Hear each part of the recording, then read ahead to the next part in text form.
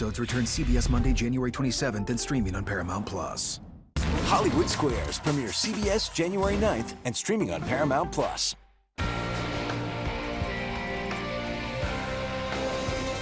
I'm Nora O'Donnell, and this is the new home for CBS News in the Upper Peninsula. We'll be looking for you right here on WZMQ 19. This is a special presentation from WZMQ 19. Marquette at 175. Now, here's Jim Koski. Hey everyone. I don't know if you're aware of this, but this is a big year for the city of Marquette. It's celebrating its Terquasco Centennial, its 175th birthday. It was on July 6, 1849, that Amos Harlow and members of the Marquette Forge and Iron Company came ashore to what we now call Lower Harbor, were greeted by some native leaders, including Charlie Gabogum, and set about to set up a village. That village, Wooster, came into being in September of 1849, and since then, Marquette has been going strong. We're celebrating Marquette's Terquasco Centennial by telling 3 stories tonight about how the city came to be. But for that first story, we'll need to head a few blocks that way. So to find out the story of how Marquette became Marquette, we're here at Founders Landing, where the city actually began, and we're joined by famed maritime historian and author of 30 books, Fred Stonehouse. Now, Fred, unlike most of the communities in Marquette County, Marquette is not built around an iron mine. It's built around something else, right? Well, that's an interesting way to look at it, but you're absolutely correct, because the only reason Marquette exists was because of the iron mines in the county that could feed the world, quite literally, with a steady stream of red iron ore. And so much of that came right out through the port of Marquette. During the American Civil War, for example, nearly 60% of all of the ore used by the Union Army to produce the steel, to produce the weapons, etc., to win the battle of logistics, came right out of Marquette County, came right out of this port. But throughout the entire Civil War, the USS Michigan was stationed in Marquette to protect the ore trade. That was really the critical thing it performed during 4 years of war. Now, what is it exactly about this harbor that lends itself to become a shipping port? Well, of course, the proximity, as we noted, to the iron mines themselves. The fact that it's really a southbound harbor, in other words, you do have good protection from weather. The ability to build the docks that were necessary to support the bulk structure and the bulk movement of iron ore quickly and efficiently. This was a shipper's port when this came in. And we shouldn't forget about the natural features that were here that could be capitalized on by the builders of Marquette to be able to make it an efficient purveyor of iron ore product and get it to the mills as quickly and as efficiently as they could. And we should also probably point out, too, that when Amos Harlow came here in 1849 and bought the land from the U.S. Government, he not only bought what is now Lower Harbor, but he also purchased the land around what is Upper Harbor as well. Right? Well, that's often forgotten about. You know, we are a single port with 2 harbors. The Lower Harbor down, that's the bulk of the city where we're standing today, and then the Upper Harbor, 2.5 miles north of the city, which was developed much later. Back about 1900, I believe, is when the first real structures went in up there. But that today remains as the principal shipping port, not only for Marquette, but for really all of the bulk ore that's coming out of the Great Lakes. At one point, there were 3 docks operating simultaneously for all of the ore product going out of the port of Marquette. And over time, of course, those became inefficient and largely were taken over by larger structures like the DSS and A dock. That still remains, though abandoned, still standing in the city of Marquette, and serves a fascinating and critical purpose for the city. It's a windbreak. It has become a vertical breakwater for all of the strong winds coming out of the south and southeast, and even the dead east wind will also be partially protecting the harbor in Marquette. They stopped shipping iron ore out of Lower Harbor in Marquette in 1971, and that, over the next 20 years, radically changed the way that Marquette looked at this formerly industrial area. What are some of the changes that happened during those 25 or 30 years? Well, that's one way of looking at it. I think a different way of looking at it, an alternative view, is to say what really was the keystone that changed the harbor in Marquette and to a large extent changed the city and the city in terms of how it thinks about itself and what its future plans are and operations might be, was when we reconverted the old coal yard to being Matson Park. When that unsightly dump of coal finally went away, and when the city fathers realized that the potential was here for making this into this wonderful park on the waterfront that would be of value to all of the citizens in Marquette, then everything changed. And then you saw other things happening too. You saw the bike path go in. And once those bike paths began to become used, then all of a sudden things changed too. And Marquette as a city looked at recreation differently. It looked at bicycles differently and how they were used. But all of that occurred from that step number one: fix the coal pile, clean that mess up, and then just stand back and watch the wonderful changes occur. So that's my alternative view on it to what you're suggesting. And it was part of the change that downtown Marquette, Lower Harbor, has undergone over the past. Lower Harbor is nothing like it was 20 years ago. It was nothing like it was 5 years ago. And we're standing right now at the foot of two disused shipping docks.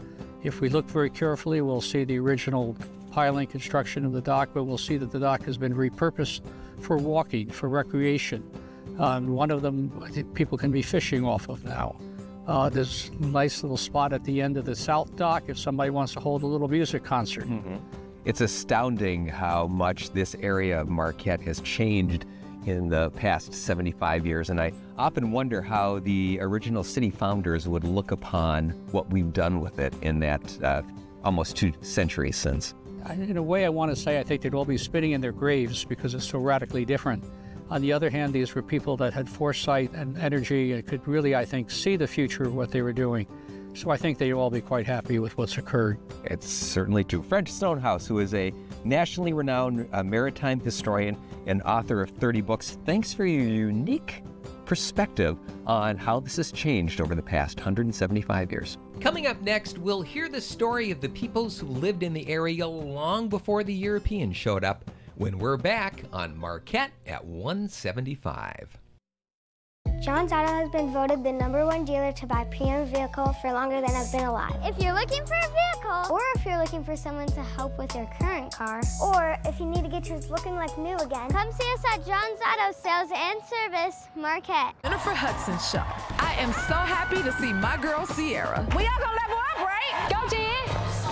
Go, Jen! Get it, see? And a little girl obsessed with ornaments gets a sparkly surprise. You like them, Hannah? You have tons of them just for you. The Jennifer Hudson Show, tomorrow at 5 on WZMQ TV CBS, followed by 19 News at 6. What do you do when your tire goes flat and there's no air anywhere to fix that? You reach for Bullseye Pro, the smarter, faster, hands-free way to fill it up with air. Bullseye Pro is equipped with a rechargeable lithium-ion power plant. So fast, so strong, and so convenient. It's like putting the power of an air compressor in the palm of your hand. Look, you can inflate all 4 tires of your car on a single charge, or inflate a bag full of soccer balls at practice. Bullseye Pro is so advanced, it has a built-in smart pressure digital sensor that gauges and automatically stops when the set tire pressure is reached. Plus, it can be 100% hands-free. You simply set the target pressure and walk away, keeping you out of harm's way. Bullseye Pro is lightweight, durable, and powerful enough to inflate this massive monster truck tire. Plus, it has 4 ultra-bright LED lights to safely inflate at night. Bullseye Pro comes with 3 custom air nozzles on board, so you can easily inflate pool toys, exercise balls, and more. Forget driving to the gas station. Bullseye Pro is your anywhere, anytime inflation station. Call or go online now and get the complete Bullseye Pro inflation system, all for the factory direct price of just $79.99. It comes with a 90-day money-back guarantee. Plus, we'll ship your entire order free. That's right, free shipping. But to really inflate this offer, we'll give you a 50% discount on a second one. You get it all. An incredible value for one low price. Call or go online to order now. To order, call 1-800-794-9110 or go to getbullseyepro.com. So call 1-800-794-9110. That's 1-800-794-9110 or order online at getbullseyepro.com. We'll have more on the story as we continue to learn nothing about it. Colbert's got Elton John and Brandi Carlile. CBS tonight. Is your parents' car sounding funny? Do you hear any clunks, rattles, squeaks, or leaks? Tell them to call John's Auto Service Department for fast, friendly, and affordable service. Come see us at John's Auto Sales and Service, Marquette. Welcome back to Marquette at 175. One of the stories that we want to tell during Marquette's birthday celebration is that of the peoples who were here before the Europeans showed up. And we have two individuals to join us tonight to share that story. The first is Jim Paquette, who is a Métis advocational archaeologist. And Jim, you have found evidence that Native peoples were here how long ago? Well, people have lived here in the Marquette area a lot longer than people think. We actually go back right to the end of the last ice age. When the ice receded, there were people there and people here. And so we have direct evidence that people have been living here in the Marquette area for the last 12,000 years. Amazing. And what kind of evidence have you dug up? Well, primarily what we're looking for is, the stone tools and the things that they've left behind, because that's what they did leave behind. And you can date a lot of these earlier sites based primarily on what they call, the primary evidence, diagnostic artifacts, and that would be the spear points. And so we've been able to find spear points that date back to, 12, 11,000, 10,000 years old. And of course, we found things that date right up until the coming of the Europeans. So people have we've always been here. Exactly. What have you been able to infer from the discoveries that you made of how Native peoples in this area lived? Well, and that's a great question. One thing to realize is that you're talking 12,000 years of occupation. You're talking, that's a long time, and so things change, environment changes, how people adapted to that environment certainly changed, cultures change, populations change.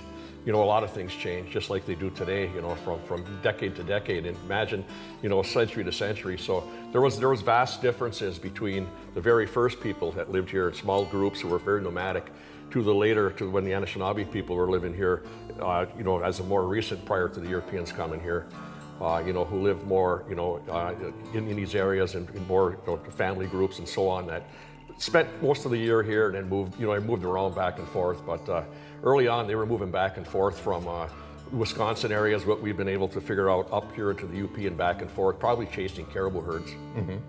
And what difference did you notice once the European explorers and the European missionaries showed up in the 1600s? Did you find a difference? Yeah, you're obviously going to see a difference, because people are going to adapt to the new people coming here, particularly to the trade items and other things that are happening. And as the two cultures, met, things changed. Now, early on, the two cultures that met were the French and the Native peoples that lived here, say, in the Marquette area. Had been the Anishinaabe, early Ojibwa people, and they actually hit it off pretty well. There was pretty good relationships between, not necessarily the French government, but between the French that were here. Those were the traders, and those people intermarried. That's why myself, I am Métis. I am a descendant of early voyageurs and Anishinaabe women. So it's and that's very typical of what you're going to see here, particularly in the Marquette area and along the southern lakeshore of Lake Superior. You saw a lot of that interaction occurring that went back, and so things changed obviously because the Native peoples that were living here, they adapted to the new people coming here with their new new technology, new things, and so on. And then, of course, as time moved on, a lot of things were forced upon them. That forced changes. But early on, it was just more of a gradual change and an acceptance of these early French people. But that changed when the British came here, and then, of course, when the Americans came here, there was some big changes that occurred among the native cultures here.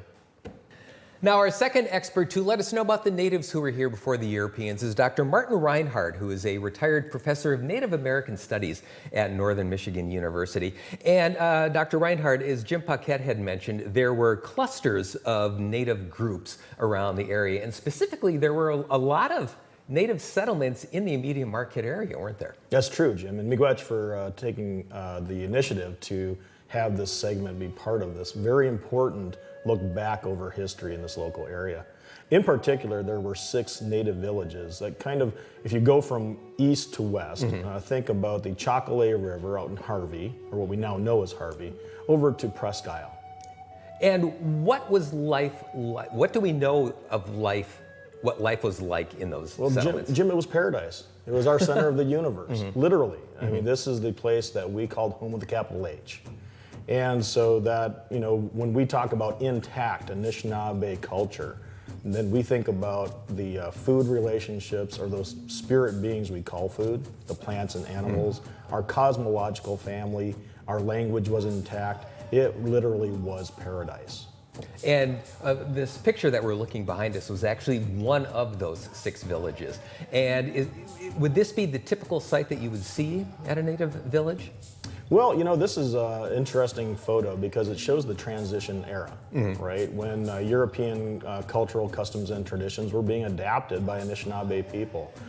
This is one of the earliest photos of a wigwam that we know of that exists.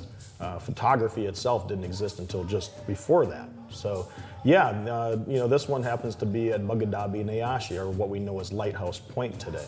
And you can see in the photo that there's a lot of Anishinaabe tradition. The wigwam structure itself, you know, the use of birch bark for the covering. But you can also see that people are wearing the transition clothing. There's a gun in the foreground. There's a smokestack coming out of the wigwam, which indicates probably a wood-burning stove inside. Which, of course, was brought with the Europeans. Now, in 1849, once Worcester was founded, how did life for the natives in the area change? Well, it changed dramatically. And Jim had mentioned that the changes before this were rather gradual. So in archaeological terms, we think of this as a punctuated equilibrium, right? Something drastic happened, and that is the deforestation of this area, which caused a rapid decline in health for native people and plants and animals. And we've seen a significant change in the culture from one where the economy was based on egalitarianism and more of a gift-giving economy to one that was really based on capitalism. And so when we think about, you know, the place of Anishinaabe here, they were displaced. And in the 175 years since Marquette became Marquette, has that changed for the better for the natives over the years? Has it gotten worse? Well, it certainly got a lot worse before it got better. Right. Just recently in our history, we're starting to see much better relationships. We just attended a unveiling of a sculpture down at the Lower Harbor Park that reflects the 7 grandfather teachings, the core values of Anishinaabe culture. You know, we're starting to see, we see a drum in the area, multiple drums, big drums. Spirituality is making a good comeback in the area. We have Native American Studies on campus. You know, the city itself, Marquette, is really trying to repair relationships, recenter the identity of Marquette to what it was or could have been had we come together in a good way. Dr. Martin Reinhardt, who is a retired professor of Native American Studies at Northern Michigan University, thanks for expanding our universe and sharing some of the stories of your people. Miigwech, Jim. Coming up after this, the famous names that help make Marquette, Marquette, on Marquette at 175. 19 News is brought to you by Kirkish Furniture. We'll have more on the story as we continue to learn nothing about it. Colbert's got Elton John and Brandi Carlile. CBS tonight. Okay.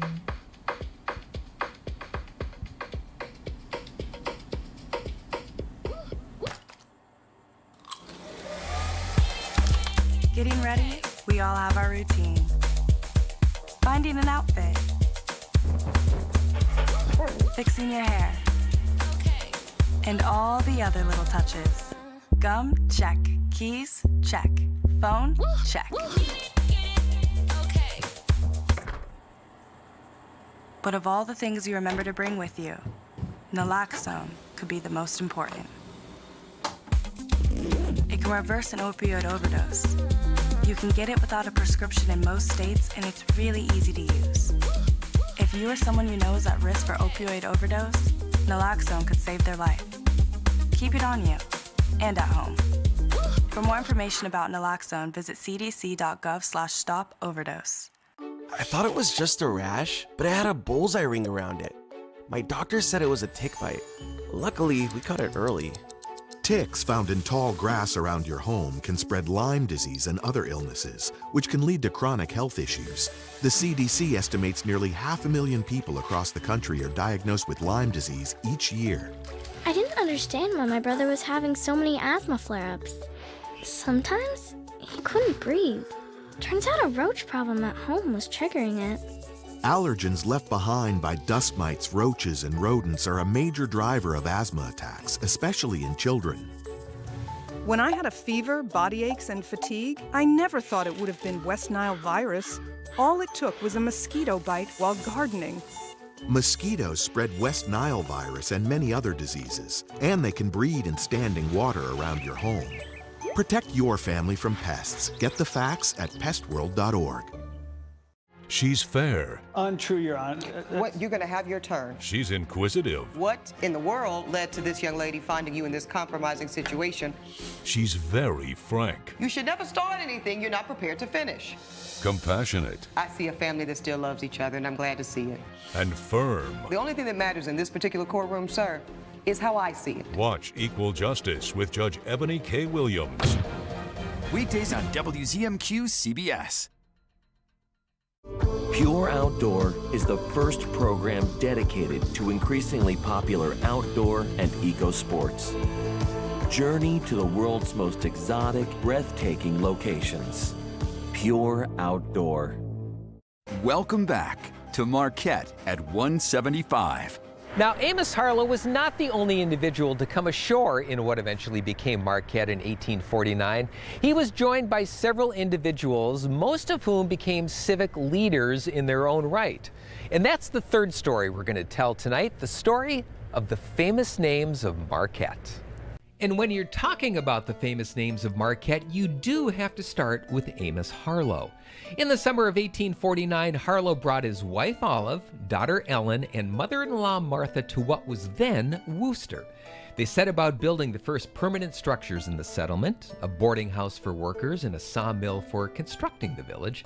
Ellen ran the boarding house, even setting up a garden to grow vegetables to feed the tenants.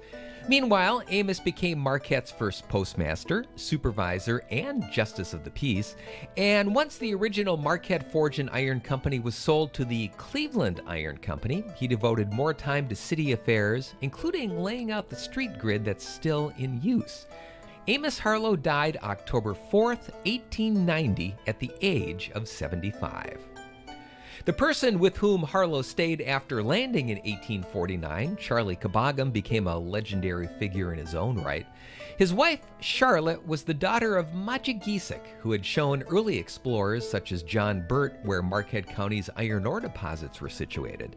Majigisik was promised a share of the profits, but never received them. So Charlotte sued, won, and received a settlement. That case became the basis for John Volker's novel Laughing Whitefish. Charlie Caboggum moved out to Presque Isle once that area became developed and spent the rest of his life there. He died in 1902 at the age of 83. Now, Amos Harlow had brought two young men with him when he came ashore in 1849. The first was an 18-year-old named Peter White, who would do anything and everything asked of him. Legend has it that Peter White cut down the first tree in the city. He made 9 trips via sled dog to Green Bay the first 2 winters Marquette was around to get the mail because ships couldn't bring it in. He became Marquette County's first registrar of deeds, became a lawyer, opened a bank and an insurance company, was elected to both the State House and Senate, and was even asked by President Grover Cleveland to head the Bureau of Indian Affairs, which he turned down because he was too busy. For the first 60 years of Marquette's existence, he left his mark on the city, donating the land for Park Cemetery and the money for the library that now bears his name. He also went to Washington, D.C. to buy a piece of land from the federal government and then donated that land to the city for a park. When the city refused his donation because there was no way to get to the park, he had a road built out to the land, which was called Presque Isle, and it's been enjoyed by Marquette residents ever since. Peter White became one of the most influential individuals in the state of Michigan and remained so until he died in 1908. Now, Amos Harlow brought another young individual to Marquette with him, and that was Robert Graverette. Graverette had actually been to the area several times as a teenager, exploring the land for Mr. Harlow. And once Marquette became a city, he became the city's first lighthouse keeper and was also elected the first state representative for the entire UP down in Lansing. Graverette unfortunately died young at the age of 41. And while he can be considered one of Marquette's founding fathers, perhaps the family's greater legacy lies with his sister, Juliette. Juliette Graverette was 10 years younger than her brother Robert and ended up moving to what became Marquette early in her life. She married a local businessman named Samuel Kaufman, and the couple had 10 children, many of whom became business owners in their own right. But it was their son Louis who left the biggest mark. Buying what was then the First National Bank from Peter White started Louis Kaufman on a banking career that also saw him owning a bank in New York City, the Chatham National Bank, that became the first bank in the U.S. to have branches. After decades and several sales, that bank, by the way, is still around as J.P. Morgan Chase. Kaufman was also on the first board of directors when several small car companies merged, calling that new company General Motors. Kaufman also liked to construct buildings. When the First National Bank in Marquette needed extra space in 1927, he built what ended up being the most expensive building per square foot in the U.S. that year at the corner of Front and Washington. And several years later, he and several New York business friends, needing more office space in the city, built themselves a big one, which you can visit the next time you're there, because it's the Empire State Building. Louis Kaufman, bank owner and building builder, the nephew of City Father Robert Graverette, died in 1942. Now, those founding fathers have left a legacy still with us today in the form of parks and streets, libraries, and businesses. But it does make you wonder, would those founding fathers recognize the city that they started in 1849?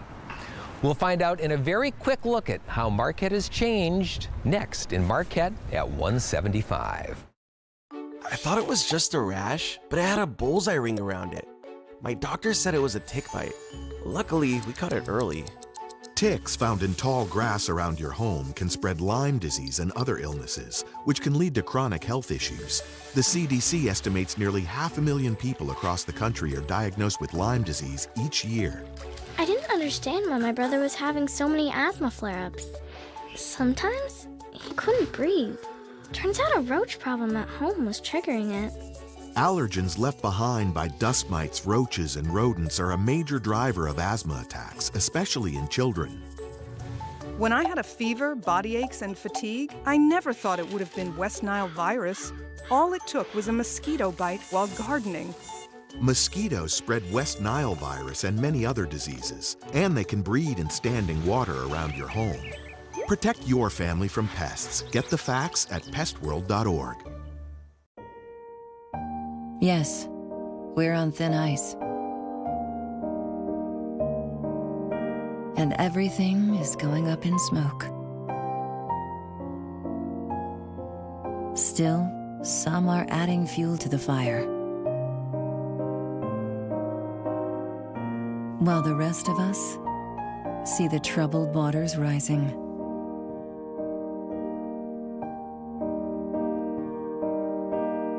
Our planet is under the weather.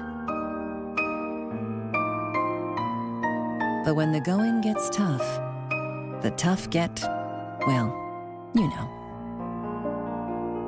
Because in the heat of this moment, we're not about to lose our cool. Love it or lose it.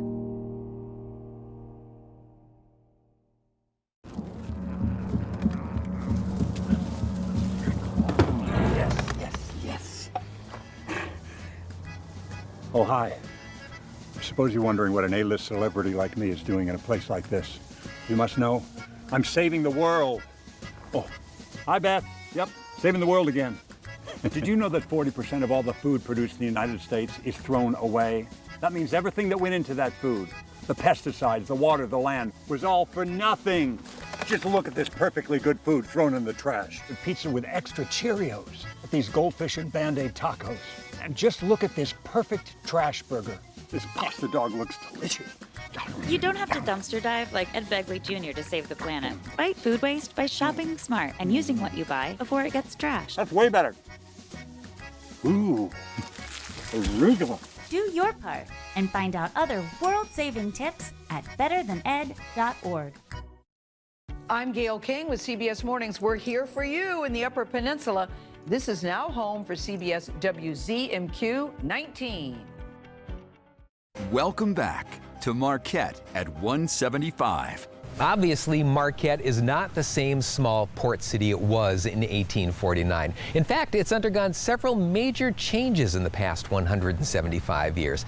But it's those changes and what prompted them that makes the city's history so fascinating. After its founding, Marquette grew rapidly for the next 20 years until it burned to the ground in the Great Fire of 1868. As the decades wore on, the new Marquette that grew from that fire eventually became the city we know and love today, filled with parks and classic buildings, over the years shifting its focus from being a shipping port to becoming the heart of Upper Michigan with education, medicine, and arts at its core. Those are but a few of the changes Marquette has seen in the past 175 years. And if it's changed that much since its founding in 1849, you kind of have to wonder what the next 175 years holds. Maybe we should get together in 2199 and find out. Happy Terquasquacentennial, Marquette. I'm Jim Koski. We hope you've enjoyed Marquette at 175. Okay.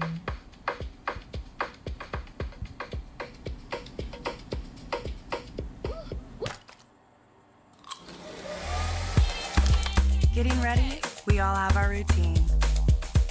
Finding an outfit. Fixing your hair. And all the other little touches. Gum, check. Keys, check. Phone, check. But of all the things you remember to bring with you, naloxone could be the most important. It can reverse an opioid overdose. You can get it without a prescription in most states, and it's really easy to use. If you or someone you know is at risk for opioid overdose, naloxone could save their life. Keep it on you and at home. For more information about naloxone, visit cdc.gov/stop overdose. I thought it was just